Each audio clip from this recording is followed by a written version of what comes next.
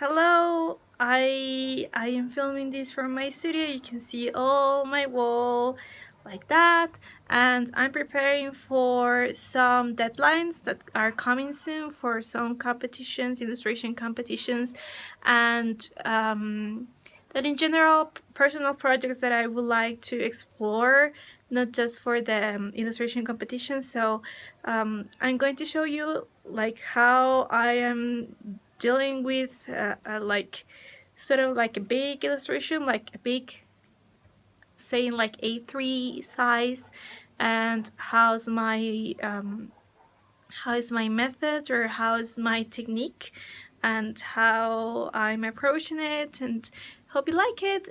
Okay, so welcome and enjoy. Probably you will see some changes on the light because right now it's like near 6 p.m.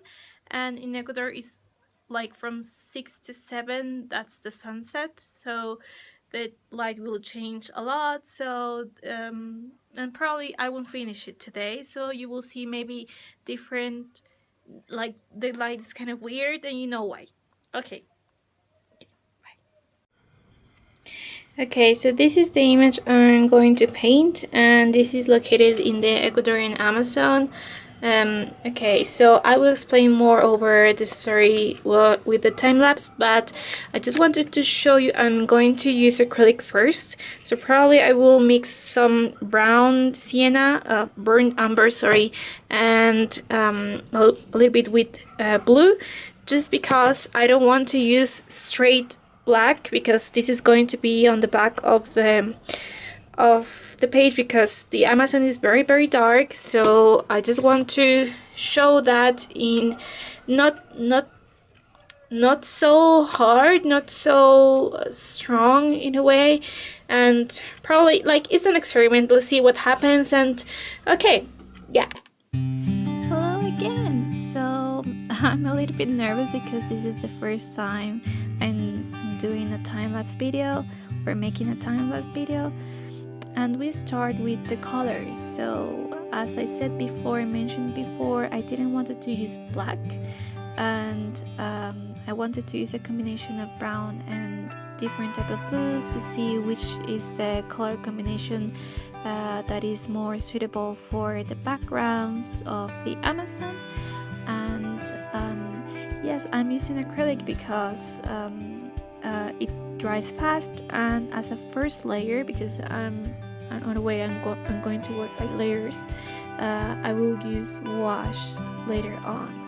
So with the acrylic, I start for the backgrounds with a thick brush for some areas, and moreover when I'm advancing in the illustration and get to the parts that I have tiny details and small areas, I will change my brush for a thinner brush, and that's how I do it in approach. And I'm not sure if this is a good way to do it, but at least that's the way I do it on first using acrylic and then gouache. But of course you have to be very careful to not put your fingerprints into the acrylic, because when sometimes you put too much fingerprints into the acrylic part, the gouache doesn't stick in the paper. So that's why I have a paper there to protect the other areas.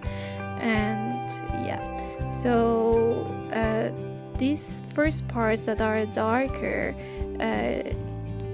they are part of the background, and it's like the first layer that will be like the leaves background of the jungle. And I don't know if you have been in the Amazon, but the Amazon is a very dark place because of all the trees and all the leaves. The sunlight doesn't get through that much, and I wanted to represent that.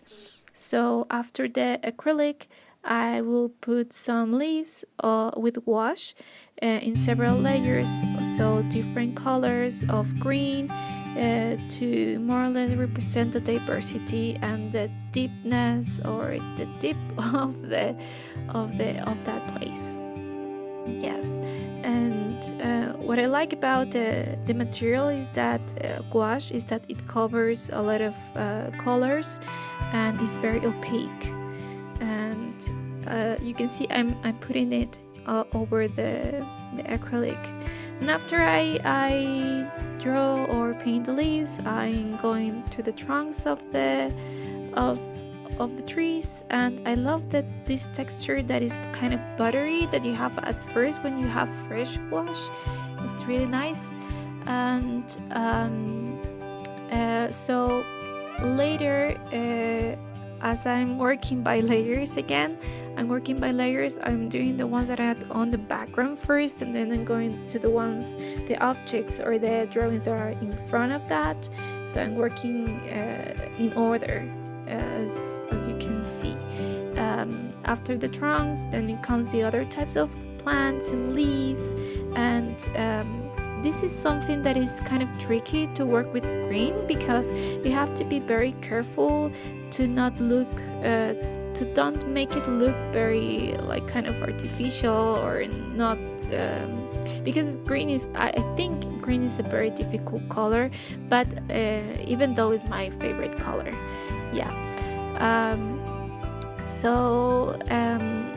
After I have all the plants, I will work in the canoe and then to fill up the characters. This illustration was inspired in a video I watched a long time ago on YouTube by The Guardian, and the video was about the story of the Sarayaku community that went to the COP21 to Paris, and they built this canoe as a message of the forest, which was Causacsacha. Causacsacha in Quichua is the living forest, in Spanish La Selva Viviente, because their territory is very threatened by oil companies that want to get oil from the ground and their territories. So this was kind of a sign of a protest, because they think like in the jungle there is like this kind of spirits and souls that protect Mother Earth, and if something is gone, there's not an entity to protect the other things that are connected and interrelated with each other, and this could be like in a worldwide level. So I thought it was very interesting, and I had to represent it in an illustration. And because of this, I made a blog post. Maybe you can check it out if you are wondering more information about this theme and how I made my work. So just check it out in the link down below, and I hope you enjoyed this video, and see you next time.